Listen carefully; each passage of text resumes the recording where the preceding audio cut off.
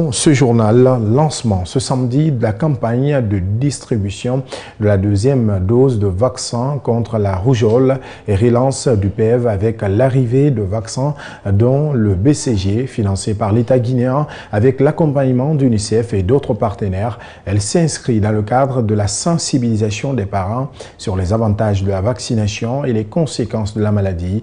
La cérémonie a mobilisé dans les communes de Ratouma, Dixine et Matoto des cadres du ministère de la Santé et de l'Hygiène publique, les représentants de l'UNICEF et des partenaires techniques comme OMS et Gavi. Fatoumata Kane et Marcel Souma.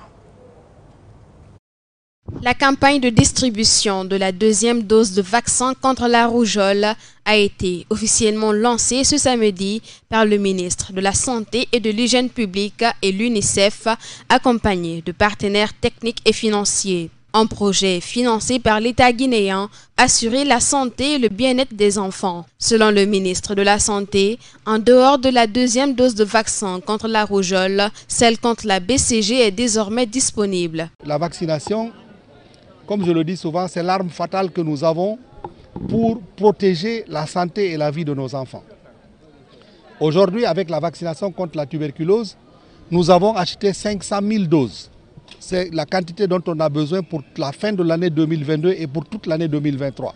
On a prévu tous les enfants qui sont nés au cours de cette année et tous les enfants qui naîtront à l'année 2022.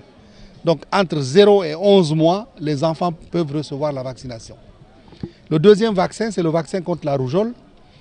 Les enfants ont déjà été vaccinés, mais nous voulons leur donner la chance d'avoir une deuxième dose pour augmenter la chance de protection. Ces vaccins ont été mis à la disposition de la population pour réduire le taux de contamination et de mortalité chez les enfants. À l'image des autres partenaires techniques et financiers, l'UNICEF va continuer à accompagner l'initiative. Nous le disons en des mots parfois compliqués, la vaccination est un droit pour les enfants et un devoir pour les parents, mais aussi pour les leaders que nous sommes.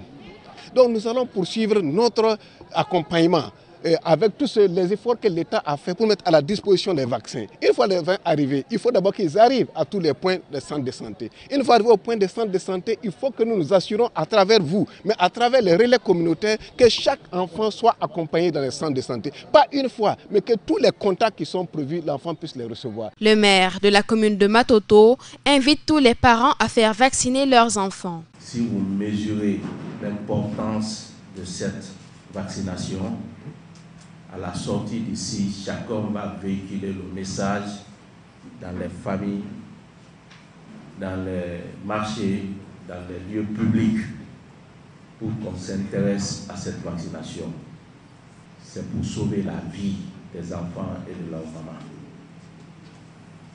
Nous savons compter entièrement sur vous pour que la distribution soit totale.